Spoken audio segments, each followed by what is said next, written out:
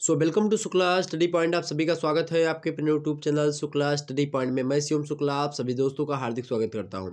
दोस्तों, आज हम बात करेंगे हिंदी साहित्य बीए प्रथम सेमेस्टर के व्याख्या खंड 31 के बारे में।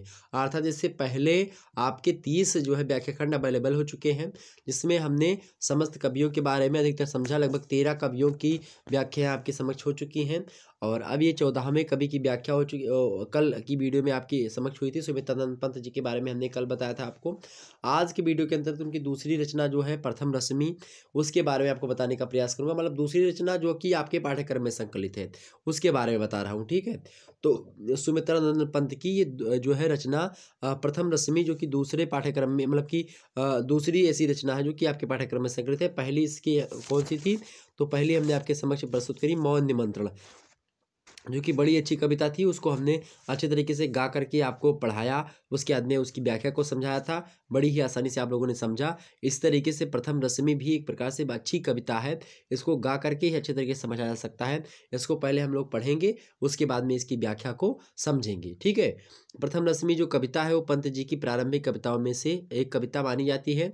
1919 ईस्वी में इस रचना में सृजित एवं बीड़ा जो काव्य संग्रह जो है उसमें संग्रहित है। बीड़ा काव्य संग्रह में ये संग्रहित है। 1919 में बीड़ा काव्य संग्रह का प्रकाशन होता है। प्रथम रश्मि माने होता है सूरज की पहली किरण। प्रथम माने पहली, रश्मि माने होता है सूर्य की किरण। तो सूर्य की पहली किरण को ही प्रथम रश्मि कहा जाता है। तो सूर्य भगवान की जो पहली किरण है वो निकल रही है, उसी समय एक चिड़िया के बारे में उसका वर्णन करते हुए जो है कवि कहते हैं। तो यहाँ पर जो है क्या हुआ है, प्रातः काल हो चुका है, उसी समय चिड़ियों के चहचहाने का वर्णन होता है और उसी के समय का वर्णन जो है कवि ने बड़ी ही मार्मिकता के साथ किया है, जो कि प्रकृति के सुकुमार कवि कहे जाते हैं हमारे सुमित्रानंदन पंत जी। ठीक है, यहाँ पर समझने का प्रयास करते हैं आखिरकार ये जो है क्या। यहाँ पर देखेंगे आपके समक्ष प्रथम रश्मि पंत जी की प्रारंभिक रचनाओं में से एक है। सन 1919 ईस्वी में सृजित और बीड़ा में संग्रहित इस कविता में कवि ने अपने कुतूहल को बाणी दी है। सुकुमार कल्पना के कवि पंत का मन आव्यक्त सत्ता के प्रति सदैव ही परम जिज्ञासु रहा है। यहाँ कवि आश्चर्य अचंभित है कि जब निखिल सृष्टि नींद में खोई रहती है, तब बाल विहंगिन को उषा के आगमन की सूचना कैसे मिल जाती है। प्रभात की प्रथम रश्मि के संस्पर्श से जब विहंगिनी के कलकंठ में सुमधुर गीत फूट पड़ता है। इस प्रकार से जो है यहाँ पर इसकी थोड़ी सी भूमिका है इस कविता की। अब इसकी कविता को हम देख लेते हैं, कविता क्या है। अब कविता को हम आसानी से पढ़ते हैं, उसके बाद में हम समझते हुए आगे बढ़ते हैं। ठीक है, बिना समय गवाए हुए हम सारी चीज़ों को देखेंगे। यहाँ पर कविता देखेंगे कविता को हम लोग पढ़ने का प्रयास करते हैं। चलिए मैं पढ़ता हूँ, आप लोग सुनने का प्रयास करेंगे। बड़ी ही आसानी से कविता को सुनिएगा, बड़ी ही अच्छी कविता है। विश्वास मानिए मज़ा आ जाएगा कविता को सुन करके। आपके एक प्रकार से बात करेंगे जो है बहुत अच्छा लगेगा आपको सुन करके, और बहुत ही एक प्रकार से मार्मिक पंक्तियाँ हैं। ठीक है, पढ़ते हैं इसको हम कि प्रथम रश्मि काया नारंगिणी तूने कैसे पहचाना, कहाँ कहाँ है बाल विहंगिनी पाया तूने यह गाना। सोई थी तू स्वप्न नीड़ में पंखों के सुख में छिप कर, ऊँघ रहे थे घूम द्वार पर, ऊँघ रहे थे घूम द्वार पर, प्रहरी से जुगनू नाना। शशि किरणों से उतर उतर कर भू पर काम रूप नभ चर, चूम नवल कलियों का मृदु मुख सिखा रहे थे मुस्काना। आगे बड़ी ही अच्छी पंक्तियां कि स्नेहहीन तारों के दीपक श्वास शून्य थे तरु के पात, विचर रहे थे स्वप्न यवनि में तमने था मंडप ताना। कूक उठी सहसा तरुआसिन गा तू स्वागत का गाना, किसने तुझको अंतर्यामिन, किसने तुझको अंतर्यामिन बतलाया उसका आना। प्रथम रश्मि का आना रंगीण तूने कैसे पहचाना। आगे देखिए अगली पंक्तियां कि निकल सृष्टि के अंध गर्भ से, छाया तन बहु छायाहीन। चक्र रच रहे थे खल निश्चरी, चला कुहुक टो ना माना। प्रथम रश्मि का आना, रंगीण तूने कैसे पहचाना। आगे देखें, बड़ी ही मार्मिक पंक्तियां कि छिपा रही थी मुख शशि बाला, निस के श्रम से हो श्रीहीन। कमल क्रोड में बंदी था यली, कोक शोक से दीवाना। प्रथम रश्मि का आना, रंगिणी तूने कैसे पहचाना। आगे देखें कि मूर्छित थी इंद्रियां, स्तब्ध जग जड़ चेतन सब एकाकार। शून्य विश्व के उर में केवल सांसों का आना जाना। प्रथम रश्मि का आना, रंगिणी तूने कैसे पहचाना। आगे देखें, तूने ही पहले बहुदर्शिनी, गाया जागृति का गाना। श्री सुख सौरभ का नभ चारणी, गूंथ दिया ताना बाना। प्रथम रश्मि का आना, रंगिणी तूने कैसे पहचाना। आगे देखें, बड़ी ही मार्मिक पंक्तियां कि निराकार तम मानो सहसा, ज्योति पुंज में हो साकार। बदल गया द्रुत जगत जाल से, बदल गया द्रुत जगत जाल से, सॉरी में है, बदल गया द्रुत जगत जाल में, धर कर नाम रूप का नाना, या धर कर नाम रूप नाना। सिहर उठे पुलकित हो द्रुमदल, सुप्त समीरण हुआ यधीर। झलका हास कुसुम अधरों पर, हिल मोती का सादाना। खुले पलक फैली सुवर्ण छवि, खिली सुरभि डोले मधुबाल। अस्पंदन कंपन और नौ जीवन, सीखा जग ने अपनाना। प्रथम रश्मि का आना, रंगिणी तूने कैसे पहचाना। कहाँ कहाँ है बाल विहंगनी, कहाँ कहाँ है बाल विहंगनी, पाया ये स्वर्गिक गाना। प्रथम रश्मि का आना, रंगिणी तूने कैसे पहचाना। ये रचना जो है पंत जी की वीणा नामक काव्य संग्रह में संग्रहित है। काव्य संग्रह कवि का वह संग्रह होता है जिसमें बहुत सारी कविताएं संग्रहित होती हैं और बहुत सारी कविताओं को छापने पर एक किताब में छपती हैं, तो उसी किताब को काव्य संग्रह कहा जाता है। 1919 में ये वीणा नामक काव्य संग्रह जो है पंत जी का प्रकाशित होता है, उसी में रचना संग्रहित है प्रथम रश्मि। आइए समझते हैं प्रथम रश्मि की कविता की व्याख्या को, हम बड़ी ही आसानी समझेंगे।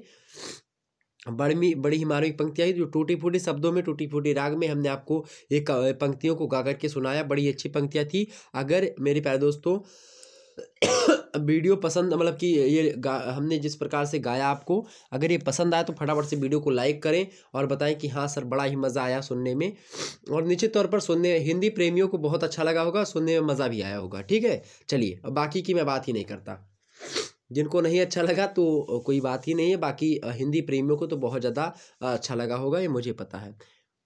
यहाँ पर देखेंगे, आगे समझते हैं भाई। यहाँ पर देखेंगे, प्रथम रश्मि का आना, रंगिणी तूने कैसे पहचाना, कहाँ कहाँ है बाल विहंगिनी, पाया तूने यह गाना। ये जो है कवि जो है सुमित्रानंदन पंत जी जो है यहाँ पर क्या करते हैं, प्रातः काल की समय की बात है, चिड़ियों का चहचहाने का वर्णन जो है इन्होंने किया है यहाँ पर, और इसी समय जो है वो एक गीत जो है उनके मुख से कलकंठ से फूट पड़ता है, और वो गीत कौन सा, यही गीत है। ओके, गीत है, बड़े अच्छे तरीके से गाया जा सकता है, म्यूजिक वगैरह पर भी अच्छा चल सकता है, ये कोई दिक्कत की बात नहीं इसमें। अब इसकी की व्याख्या हम समझते हैं। सबसे पहले आपको बता दूं कि आप लोग क्या करेंगे, मेरी थोड़ा एक प्रकार से तबीयत थोड़ी डैमेज चल रही है, इसीलिए आप लोग मेरी आवाज़ थोड़ी सी दूसरे तरीके से आपको मिल पा रही होगी, तो इसीलिए, और बीच बीच में खांसी भी आ रही होगी, तो उसको मैनेज करिएगा आप सभी लोग, ठीक है। तो उसमें कोई दिक्कत की बात होनी नहीं चाहिए आप लोगों को। अब हम यहाँ पर इसकी व्याख्या को समझने का प्रयास करते हैं। प्रथम रश्मि की व्याख्या को, प्रथम माने पहला, रश्मि माने प्रकाश, किसका, सूर्य का, ठीक। सॉरी। तो सूर्य की पहली किरण जब धरती पर आती है, उस समय छोटी छोटी चिड़िया जो होती हैं अपने घोंसले में चहचहाने लगती हैं, और उसी समय कवि को आश्चर्य होता है कि ये प्रथम रश्मि जब आई, अर्थात सूर्य की जो पहली किरण आ रही है, उसके आने के बाद में ये चिड़ियों को कैसे पता चल गया, मतलब कि तुमको कैसे पता चल गया, ये आश्चर्य हो जाता है उसको। कवि को इन बातों का आश्चर्य हो जाता है, ठीक है। रंगीणी माने होता है रंगीली, छबीली, सुंदर, जिसको कहते हैं उसी, मतलब रंगीणी माने होता है छबीली, सुंदर या अच्छी, ठीक है। बाल विहंगन माने क्या होता है, बाल विहंगन माने होता है चिड़ियों के जो बच्चे होते हैं उन्हीं को बाल विहंगन कहा जाता है, ठीक। तो यहाँ पर आप देखेंगे, प्रथम रश्मि का आना रंगीण, तूने कैसे पहचाना, कहाँ कहाँ है बाल विहंगिन, पाया तूने यह गाना। मतलब चिड़ियों से कहते हैं जो है सुमित्रानंद पंत जी। यहाँ पर संदर्भ पहले लिखेंगे क्या, कि प्रस्तुत पंक्तियाँ छायावाद के सुप्रसिद्ध कवि श्री सुमित्रानंदन पंत द्वारा रचित प्रथम रश्मि कविता से ग्रहण की गई है या फिर उद्धृत है, ओके। आगे लिखेंगे, प्रसंग में किन पंक्तियों में सुमित्रानंद पंत जी ने प्रातःकाल के समय चिड़ियों के चहचहाने का वर्णन किया है। यहाँ पर लिखेंगे कि सूरज, यहाँ पर व्याख्या, प्रथम रश्मि का आना रंगीण, तूने कैसे पहचाना। कहते हैं कि सूरज की पहली किरण के धरती पर उतरते ही, आप लिखेंगे कि छोटी छोटी चिड़िया जो हैं, जो छोटी छोटी चिड़िया बाल विहंगिनी हैं, जो चिड़ियों की बच्चियाँ हैं, मतलब चिड़िया बच्चियाँ, बच्चे कुछ भी बोल सकते हैं आप, मतलब जो चिड़ियों की एक प्रकार से बच्चे हैं, वो अपने अपने घोंसलों में एक प्रकार से अपने अपने सुंदर कंठों से कोमल सुरीले गीत गा रहे हैं, उसी का वर्णन है। मतलब कि सूरज की पहली किरण आ रही है, प्रथम रश्मि आती है, उसके आने से अपने घोंसले में चहचहाने लगती हैं चिड़िया। कभी को ये आश्चर्य हो जाता है कि इतनी छोटी छोटी जो चिड़िया है, वो भोर की पहली किरण, अर्थात जब सुबह की पहली किरण आई है, उसके आने की सूचना उनको कैसे मिल जाती है। प्रथम रश्मि का आना रंगिणी, तूने कैसे पहचाना, हे रंगिणी, हे छबीली, हे सुंदर चिड़िए, जो छोटी छोटी हैं, ये छोटी छोटी चिड़ियों को कैसे पता चल गया कि हाँ सूर्य की पहली किरण निकलने वाली है। उसी समय सुंदर सुंदर कंठों से अच्छे अच्छे गीत को गा रही हैं, गुनगुना रही हैं मेरे प्यारे दोस्तों। और उसी का सुंदर वर्णन प्रकृति के चतुर कवि या प्रकृति के सुकुमार कवि सुमित्रानंदन पंत जी के द्वारा, उनके कलकंठों के द्वारा, उनके लेखनी के माध्यम से हम और आप सुन और पढ़ रहे हैं। और बड़ी अच्छी बातें हैं, बड़ी अच्छी पंक्तियां हैं, यहाँ पर देखने का प्रयास करें। कहाँ कहाँ है बाल विहंगिन, पाया तूने यह गाना, और कहाँ कहाँ से तुमने जो ये जो है भोर की पहली किरण की सूचना तुमको मिली है, वो कैसे मिली है, और ये तुम कोमल कंठ से सुरीले गीत जो है गाती हुई तुम्हारे जो है कंठ से कैसे फूट पड़ते हैं, कैसे तुम्हें ये गीत मिलते हैं, ये जो है वहाँ पर कवि बताने का, मतलब कि कहते हैं चिड़ियों, मतलब कि चिड़ियों के बारे में कवि सोच रहा है ऐसा। सुमित्रानंद पंत जी सोच रहे हैं कि छोटी छोटी चिड़ियों को इतने अच्छे अच्छे गीत कैसे पता हो जाते हैं। आगे कहते हैं, सोई थी तू स्वप्न नीड़ में, क्या, सोई थी तू स्वप्न नीड़ में, पंखों के सुख में छिपकर। क्या भाई, स्वप्न नीड़ माने होता है सपनों के घोंसले में, मतलब सपनों का जो घोंसला है उसमें तू सोई हुई थी, पंखों के सुख में छिप करके, अपने पंखों में छिप करके सुख प्राप्त करते हुए तुम क्या थी, अपने घोंसले में, सपनों के घोंसले में सोई हुई थी।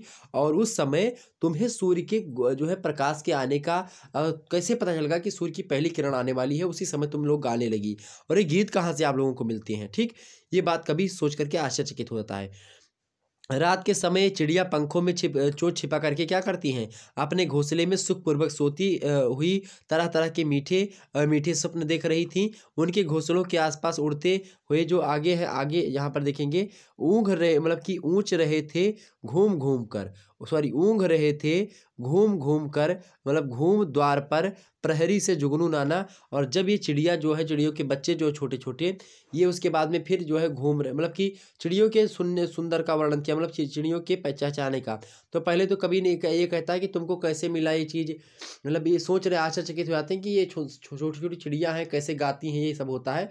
उसके बाद में जो है कभी आगे लिखते हैं, सुमित्रानंद पंत जी कहते हैं कि उनकी जो चिड़िया हैं वो छोटी छोटी हैं, और अपने जो चोंच को अपने पंखों में छिपा करके, अपने पूरे शरीर को अपने पंखों में छिपा करके आसानी से सपनों के घोंसलों में अपने सोई रहती हैं, अर्थात घोंसले में लेट करके सपने देख रही हैं या इस प्रकार से कुछ सोच रही है, मदमस्त है, मग्न है अपनी अवस्था में। और उसी समय क्या हो रहा है, जब वो लोग सो रही चिड़िया छोटी छोटी, तो उनके घोंसलों के आसपास क्या हो रहे हैं, ऊँघ रहे थे घूम घूम घूम द्वार पर प्रहरी से जुगनू नाना पहरा दे रहे थे। कौन? जुगनू। जुगनू बार बार अपने मंद प्रकाश से समीपवर्ती क्षेत्र को क्या कर रहे थे, अवलोकित कर रहे थे, देख रहे थे कि कोई इधर उधर तो नहीं आ रहा है। जैसे कि क्या होता है, प्रहरी से माने प्रहरी के जैसे, जिस प्रकार से गांव वगैरह में पहले पहरा लोग देते थे, तो उसी प्रकार से जिस प्रकार से गांव में पहले पहरा देते थे लोग, या फिर आज की बात करूं जो सबसे जटिल समस्या है गाय गोरू की, मतलब जो गाय वगैरह हैं उनके जो है, जो गाय वगैरह होती हैं, जो छुट्टे पशु हैं, वो लगातार क्या हो रहे हैं, जो अपने खेतों में लोग रखाने जाते हैं कि हाँ कोई फसल बोई है तो वो नष्ट ना होकर दे वो, और इसीलिए अपने खेतों में लोग जो है टार्च लोग लेकर के इधर उधर हमेशा टार्च से अवलोकन क्या करते हैं। ठीक उसी प्रकार से जुगनू जो है वो घोंसले के आसपास जो है अपने मंद मंद प्रकाश से चारों तरफ घूम रहे हैं, ताकि चिड़ियों को कोई कष्ट ना हो, आराम से मंद मंद उनको रोशनी दे रहे हैं, और इस प्रकार से घूम रहे हैं। किस प्रकार से? पहरी के भांति से, प्रहरी से जुगनू नाना। ठीक है, इस प्रकार से गांव वगैरह में पहले पहरा लोग देते थे, टार्च वगैरह रोशनी जला जला करके, उस प्रकार से। आगे है कि शशि किरणों से उतर उतर कर, शशि किरणों से उतर उतर कर यहाँ पर देखने का प्रयास करें, शशि किरणों से उतर उतर कर भू नभ पर कामरूप, मतलब कि भू पर कामरूप नभचर चूम नमल कलियों का मृदु मुख सिखा रहे थे मुस्काना। आगे है कि चांद जो है कि किरणों में, शशि किरणों से उतर उतर कर, मतलब शशि माने चंद्रमा होता है, किरणों माने उनकी किरण जो चंद्रमा की चांदनी है, तो जो है चांद की किरणों की डोरी के सहारे सहारे क्या हो रहा है, तरह तरह के आकार प्रकार वाले जो बादलों के टुकड़े हैं वो धरती पर शशि किरणों से उतर उतर कर भू पर काम रूप नभचर, नभचर माने होता है जो नभचर एक प्रकार से, या फिर जो बादल है, या फिर जो नभ के प्राणी है, नभचर माने होता है जो बादलों में चलने वाले हैं, आसमान में जो चलने वाले हैं, उनके बारे में बताया जा रहा है यहाँ पर।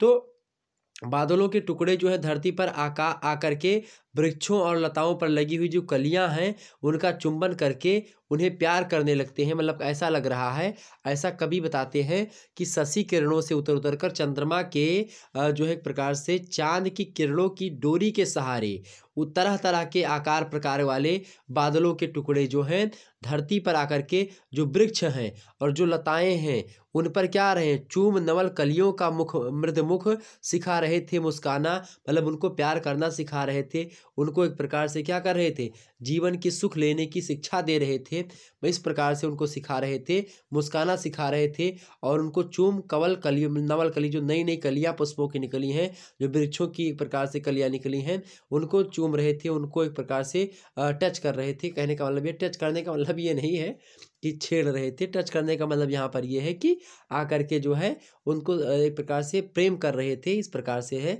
चुंबन वगैरह कर रहे थे, कलियों का चुंबन करके प्यार कर रहे थे, जीवन का सुख लेने की शिक्षा दे रहे थे कलियों को। आगे है कि स्नेहहीन तारों के दीमक श्वास शून्य थे तरु के पात विचर रहे थे स्वप्न अवन में तमने था मंडप ताना। ठीक यहाँ पर क्या है, बिना तेल के ही तारों के दीपक जो थे उस समय टिमटिमा रहे थे। स्नेहहीन के तारों के दीपक, स्नेहहीन माने बिना प्रेम के, बिना स्नेह प्रेम का, मतलब कि क्या, बिना तेल के ही तारों के दीपक जो थे वो टिमटिमा रहे थे। जैसे कि उपेक्षितों का समूह जो होता है बिना किसी के स्नेह प्रेम का पात्र बने जीवन की लौ को किसी तरह से बुझने से बचाए रहे, इस प्रकार से लग रहा है कि स्नेह मानो कि बिना प्रेम के ही जो है कोई चीज़ हो रही हो, बिना प्रेम के ही दीपक जल रहा हो, या बिना प्रेम के ही लोग जो है आपके पास आ रहे हो, आप किसी से प्रेम भी ना करते हो और आपके पास 10-12 लोग बैठे हो आकर के, तो ये होता है। तो इसी प्रकार से बिना जो है तेल के ही दीपक जल रहा हो, इस प्रकार से लग रहा है, किसी तरह से बुझने से बचाए जो है रहे, इस प्रकार से लग रहा है। हवा एकदम से स्थिर है, श्वास शून्य थे तर के पात विचर रहे थे स्वप्न अवन में तब ने था मंडप ताना, मतलब इस प्रकार से लग रहा था कि हवा क्या हो गई, एकदम से स्थिर हो गई है, जिससे वृक्षों के पत्ते भी नहीं हिल रहे हैं। श्वास शून्य थे तरु के पात, मतलब एकदम शून्य हो गए थे तरु के पात, तरु माने होता है वृक्ष, उस पात माने होता है उसके पत्ते, श्वास शून्य, मतलब एक प्रकार से हवा भी नहीं चल रही थी, इस प्रकार से पत्ते हिल भी नहीं रहे थे, विचर रहे थे स्वप्न अवन में। उसी समय क्या हो रहा, धरती के निवासियों की आंखों में सुख के सपने उस समय तैर रहे थे, विचर रहे थे स्वप्न अवन में। सपना में जो है लोग एक प्रकार से जो है एक प्रकार से अपने अलग अलग जो है सपने में लोग बिजी हुए थे। कोई अपने प्रेमिका का सपना देख रहा है, कोई अपने प्रेमी का सपना देख रहा है, कोई अपने जो है मंजिल का सपना देख रहा है। इसी प्रकार से अन्य अन्य व्यक्ति जो दिन में सोचते हैं वही रात्रि में स्वप्न देख रहे हैं।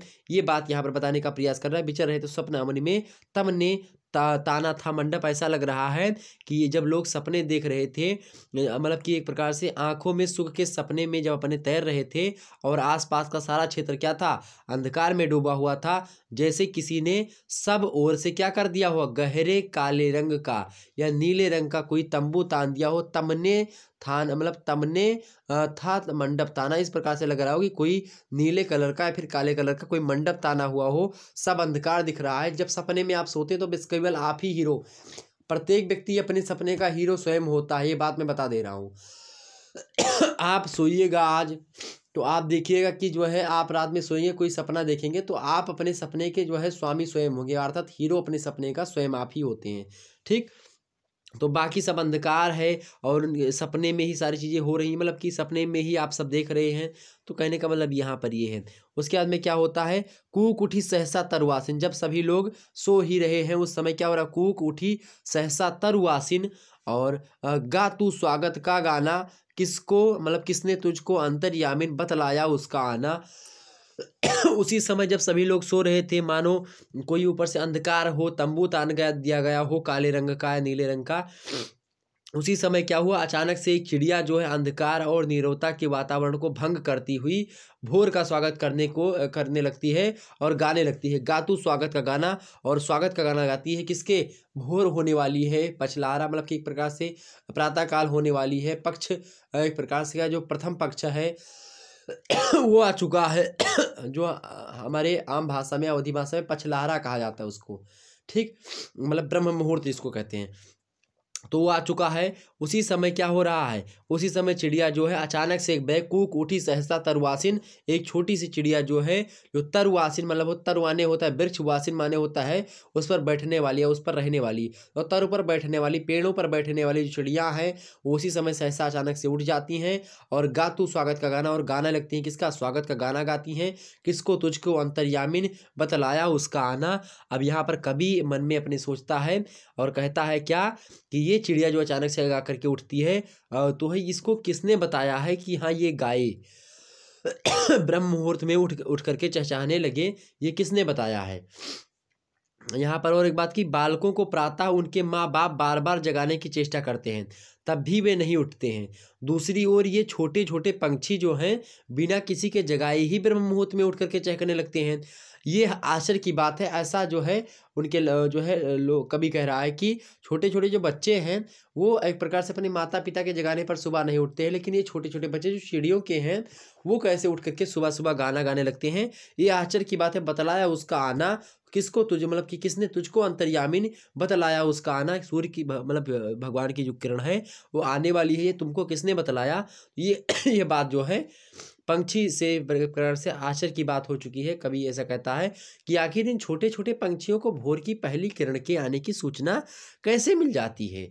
क्या ये प्रकृति के रहस्यों को मनुष्य की अपेक्षा अधिक जानती हैं। निश्चय ही ये अंतर्यामिनी है। ऐसा कभी सोचने का प्रयास करता है कि किसने तुझको अंतर्यामिन की, लगता है तुम अंतर्यामी हो, या ये चिड़िया के जो बच्चे हैं, ये जो तरवासिन है मतलब चिड़िया के जो छोटे छोटे बच्चे हैं, इनको कैसे पता चल जाता है कि हाँ सूर्य की पहली किरण आने वाली है। निश्चित तौर पर ये कोई अंतर्यामी है, क्योंकि मनुष्य के बच्चों को ये नहीं पता चलता कि सुबह होने वाली है। उनके माता पिता जगाते फिर भी वो नहीं जगते हैं, लेकिन यहाँ पर जो है ये चीज़ें हो रही हैं और ये जग रहे हैं। ऐसा वहाँ पर सोचने का प्रयास कवि के द्वारा किया गया। आगे समझते हैं अगले पंक्तियों की व्याख्या। इन पंक्तियों में बात की जाए तो मुख्य रूप से आप देखेंगे जो है क्या है भाई, इन पंक्तियों में आपको बता दूं कि इसमें प्रथम रश्मि जीवन, जागृति और उल्लास का प्रतीक बताया गया है। छायावादी भाव एवं शिल्प प्रयोग किया गया है। प्रकृति का सुंदर चित्रण प्रस्तुत किया गया है यहाँ पर। तो इस प्रकार से लिख सकते हैं। भाषा खड़ी बोली है, ठीक, ये सब आप देख सकते हैं बड़े ही आसानी से, कोई दिक्कत की बात नहीं है उसमें। आगे हम देखते हैं अगले जो है पंक्तियों की व्याख्या। आगे है जो है निकल सृष्ट के, क्या निकल सृष्ट के अंध गर्भ से छायातन बहुछायाहीन चक्र रच रहे थे खल निश्चर चला कुहुक टोना माना।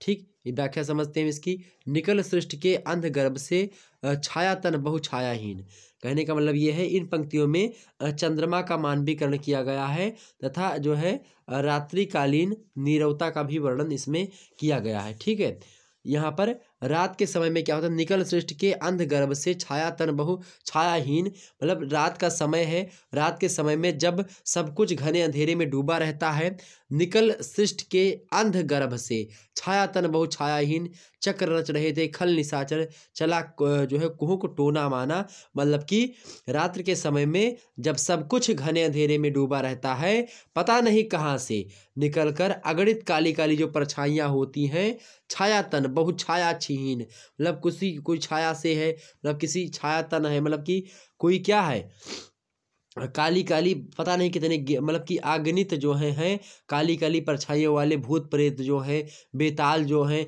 इधर उधर घूमते और जादू टोना चलाते रहते हैं।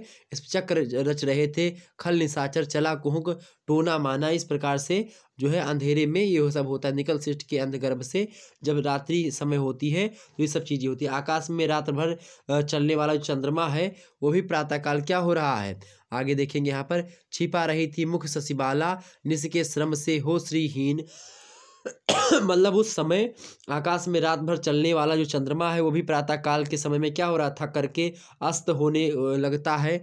कमल क्रोध में बंदी था अली कोक शोक से दीवाना, मतलब उसी समय क्या होता है, उसी समय मेरे प्यारे दोस्तों जो है जैसे कोई मतलब कि चंद्रमा की तुलना की जा रही है कि छिपा रही थी मुख शशिबाला, मतलब बाला से तुलना की गई, मतलब कि बाला माने होता है स्त्री। ठीक है, बाला माने क्या होता है, इस शशि बाला माने होता है चंद्रमा रूपी सुंदर स्त्री, बाला माने स्त्री, शशि बाला माने होता है सुंदर चंद्रमा के समान स्त्री। जिस प्रकार से चंद्रमा के समान स्त्री, जैसे कोई सुंदर स्त्री थकावट के कारण से मलिन हो गई हो और जो है भंवरे कमल की पंखुड़ियों में, मतलब जिस प्रकार से भंवरे कमल की पंखुड़ियों में बंद होकर के चुपचाप सुबह होने का इंतजार करते हैं और चकवा अपनी प्रियतमा चकई से बिछुड़ करके उसके सुख में दीवाना रहता है, सारा संसार इस समय जो है उसमें जो है मूर्छित हो रखा है। उसके बारे मतलब मूर्छित कहने का मतलब यहाँ पर ये है कि जब सुबह होने को है छिपा रही थी, उसी समय क्या हो रहा है, जो मुख्य शशिबाला है, मतलब कि जो चंद्रमा रूपी सुंदर स्त्री है वो क्या कर रही, रात के थकावट के मतलब कारण से रात भर चलती है, उसके थकावट के कारण से निस के श्रम से मतलब परिश्रम करने से लगातार श्रीहीन, मतलब होता है कि वो अपने क्या हो गई, श्रीहीन माने होता है कि उसका सारा का सारा जो उसका तत्व है, मतलब कि जो ऊर्जा है वो क्षीण हो चुकी है, तो श्रीहीन चंद्रमा हो चुके हैं, वो भी एक प्रकार से अस्त होने को है। कमल क्रोध में बंदी था आली, कमल क्रोध माने होता है कमल के एक प्रकार से जो फूल होता है उसके अंदर जगह होती है, वो रात्रि को कमल जो होते खिले हुए होते दिन में, अब उसमें दिन में शाम के टाइम में भंवरे बैठ जाते हैं। अब जब भंवरे उनकी कलियों में बैठते हैं तो उसमें क्या होता है, वो सुबह बंद हो जाती हैं, और जब वो बंद हो जाता है क्रोध कमल का, उसके बाद में जब सुबह खुलते हैं तभी वो जो है भंवरे निकलते हैं। तो कमल क्रोध में बंदी था अली कोक शोक से दीवाना, जो बंदी कमल जो था, जो कमल में जो पंखुड़ियों में बंद होकर के चुपचाप सुबह का इंतजार कर रहा था, कौन, जो भंवरा था, वो भी एक प्रकार से क्या हो चुका है, वो भी अब इंतजार ही कर रहा था सुबह होने का। वहीं आगे मूर्छित थी इंद्रियां अस्तब्ध जग, क्या मूर्छित थी इंद्रियां अस्तब्ध जग जो है जड़ चेतन सब एकाकार शून्य विश्व के उर में केवल सांसों का आना जाना।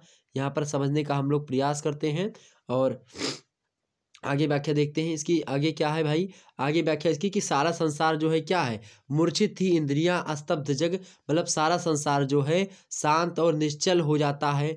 मनुष्य की इंद्रियां आँख कान ये सब अपना अपना व्यापार जो है बंद करके सो जाती हैं।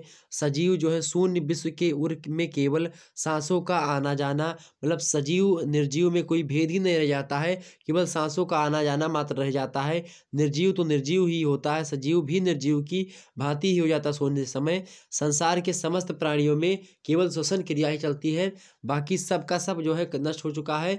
उसी के उनके जो है एक प्रकार से क्या हो रहा है, उनके जीवित होने का संकेत मिलता है कि हाँ सांसें चल रही हैं। इस प्रकार का समय है जो है उस समय का प्रातःकाल के थोड़े से पहले का समय। तूने ही पहले बहुदर्शन गाया जागृत का गाना, श्री सुख सौरभ का नभचारिण गूंथ दिया ताना बाना। यहाँ पर एक चेतन था, हमने जड़ चेतन का एक आधार। जड़ चेतन का मतलब होता है एक जो है चकवा और चकवी जो है पक्षी होते हैं, तो वो भी एक प्रकार से सुबह का इंतजार करते हैं कि चंद्रमा मतलब रात्रि के जो है अंधकार में उनको जो है क्या नहीं दिखते हैं, उनमें चंद्रमा जो है एक प्रकार से मतलब कि चंद्रमा की जो चांदनी होती है उसमें जो है उनके पति जो है नहीं दिख पाते, मतलब कि चकवा चकवी रात्रि में अलग हो जाते हैं। इसकी व्याख्या हमने पहले भी आपको बताई होगी। शुरुआत की व्याख्या है उसको अगर देखी होगी तो पता होगा आपको, ठीक। तो वही चीज़ें हैं, आगे समझते हैं। तो ये सब है कि सभी चीज़ें नश्वर हैं एकदम से, सब क्या हो चुका है, सारा संसार शांत है, निश्चल है। मनुष्य की इंद्रियां, आँख कान नाक सब अपना अपना व्यापार बंद कर चुकी हैं, सब सो गई हैं।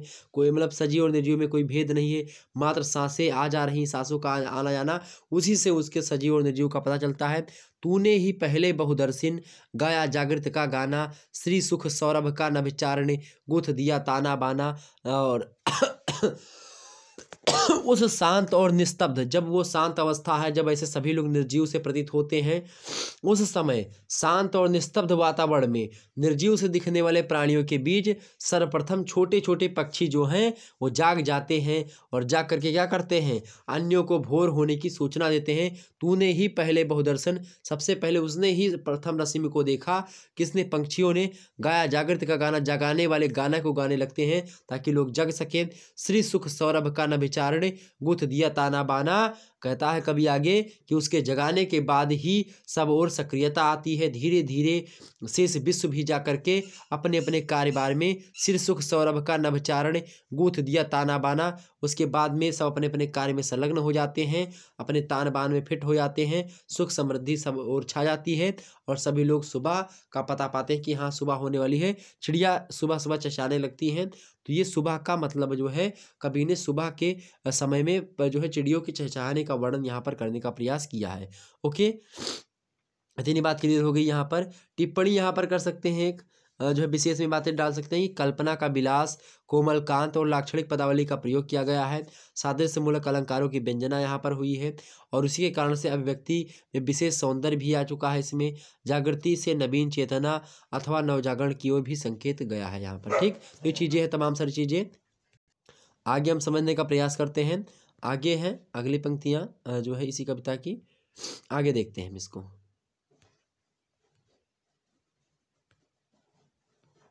आगे समझते हैं भाई, अगले पंक्तियों की व्याख्या आपके समझ में तो आ ही रही होगी ना। चलिए आगे देखते हैं। निराकार तब मानो सहसा, निराकार तब मानो, निराकार तब माने होता है अंधेरे में कुछ भी दिखाई नहीं पड़ता है। तो कहने का मतलब निकारार तब माने होता है अंधेरे में कुछ ना दिखाई पड़ना, इसीलिए उसे निराकार कहा गया है, ठीक।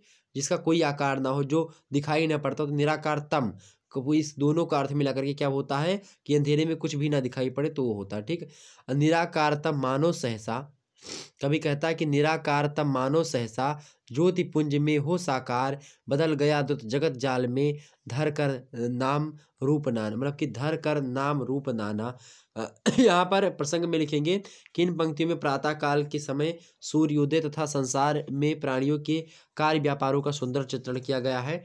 इस कवि कहता है कि जब रात का घना अंधेरा छाया रहता, निराकारतम मानो सहसा, जब रात का घना अंधेरा छाया रहता है तब तक कुछ भी दिखाई नहीं पड़ता है, सब कुछ क्या है, अदृश्य रहता है। फिर ज्यों ज्यों सुबह होती है ज्योति पुंज में हो साकार, जिस प्रकार से ज्यों ज्यों सुबह होती है ज्योति पुंज आता है, त्यों त्यों प्रकाश में सब कुछ दृश्यमान होने लगता है। ज्योति पुंज में हो साकार, पहले तो सब निराकार होता है, लेकिन जब क्या होता है, सूर्य का प्रकाश रूपी ज्योति आती है तो सब साकार होने लगता है, अर्थात वस्तुएं दिखाई पड़ने लगती हैं। बदल गया तो जगत जाल में धर कर नाम रूप नाना। आगे कभी कहता है कि जैसे निराकार और अदृश्य मान में गर्भ से विविध नाम रूपात्मक सृष्टि का उदय हो रहा हो, रात के समय पेड़ की जो पत्तियां अपनी टहनियों पर झुक गई थीं वे सुबह के आलोक में धीरे धीरे खड़ी होने लगती हैं।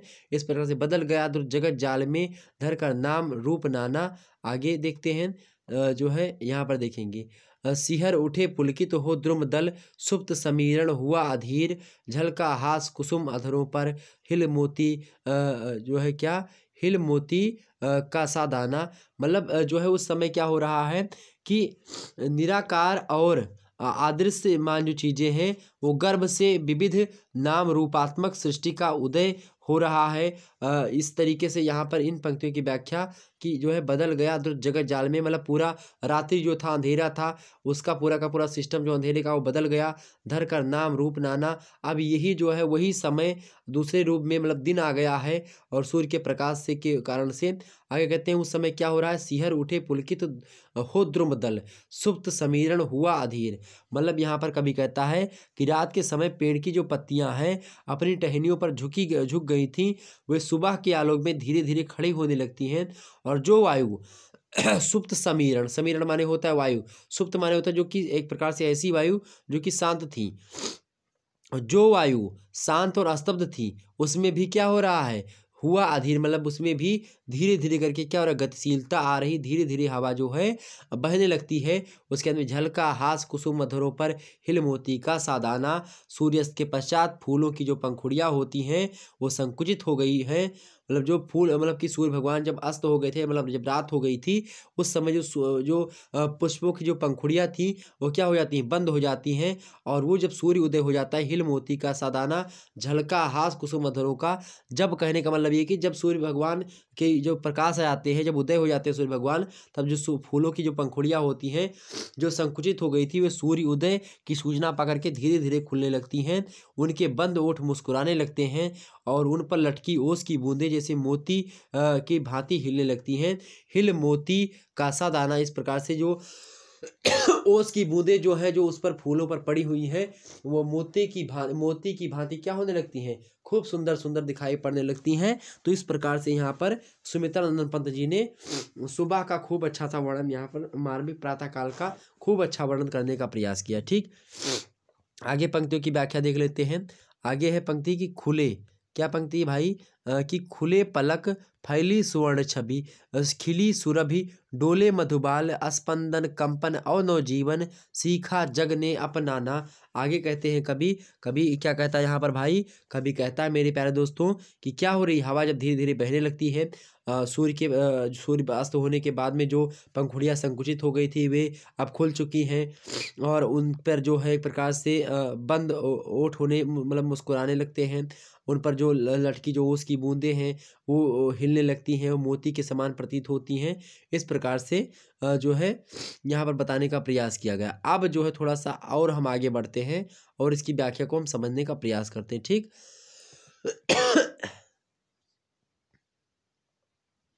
आगे हम समझने का प्रयास करते हैं। खुले पलक फैली सुवर्ण छवि,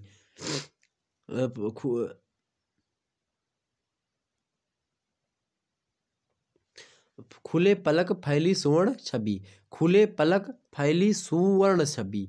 सुवर्ण छवि मतलब होता है कि जब जो है क्या होता है मेरे प्यारे दोस्तों, जो है चारों तरफ जब क्या हो जाता है, जब सूर्य का प्रकाश जो है फैल जाता है तो उसी को सुवर्ण छवि, मतलब कि चूंकि वो सुवर्ण के भांति दिखाई पड़ता है, सुंदर चीजें। और सुवर्ण छवि का यहाँ पर दो अर्थ यहाँ पर लगा सकते हैं, क्योंकि सुवर्ण माने होता है कि सुंदर चीजें दिखाई पड़ने लगती हैं, सुंदर सुंदर वर्ण दिखाई पड़ने लगते हैं। कहने का मतलब ये है कि फैली सुवर्ण छवि, जो भगवान सूर्य की एक प्रकार से छवि, एक प्रकार से जो उनकी जो प्रकाश की एक प्रकार से जो रंग है वो सुवर्ण की भांति है, तो ये फैल चुकी है। और जब मनुष्यों की पलकें खुल चुकी हैं, मतलब कि प्राणियों की बंद पलकें खुल जाती हैं, खुले पलक फैली सुवर्ण छवि, चारों ओर सुबह की कोमल पंखुड़ियों में सोए भंवरे जो है निकल निकल के खिली सुरभ डोले मधुबाल, और जो है क्या होने लगते हैं, जो एक प्रकार से क्या है, जब भगवान सूर्य की रोशनी सुवर्ण वाली पड़ती है इस पर फूलों पर, तो खिली सुरभ, मतलब जो सुरभ ही है, अर्थात जो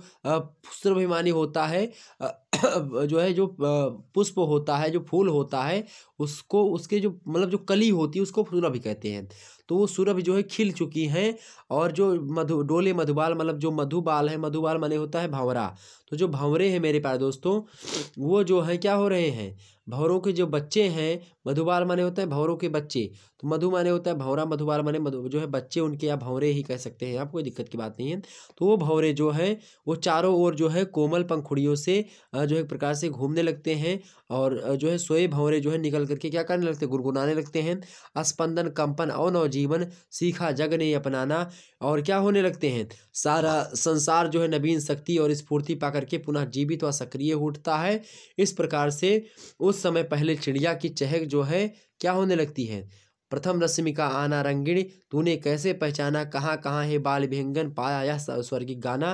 कि हे चिड़िया, उस समय पहले चिड़िया की चहक कर प्रातः काल होने का संकेत करती है, जिस समय चारों ओर की मतलब कि चारों ओर क्या हो चुका है, सुबह की कोमल जो है पंखुड़ियों में सोए भंवरे निकल कर गुनगुनाने लगते हैं। सुबह के समय में सारा संसार नवीन शक्ति और स्फूर्ति पाकर के पुनः जीवित व सक्रिय उठता है, जो कि एक समय निष्क्रिय रहता है, जो एक प्रकार से जो है निर्जीव वस्तु में सोया रहता है, वही क्या हो रहा है, वही प्रातः काल में एक प्रकार से सही तरीके से प्रातः काल में नई स्फूर्ति नई ऊर्जा के साथ जो है आगे बढ़ता है, नई स्फूर्ति उसके अंदर आ जाती है।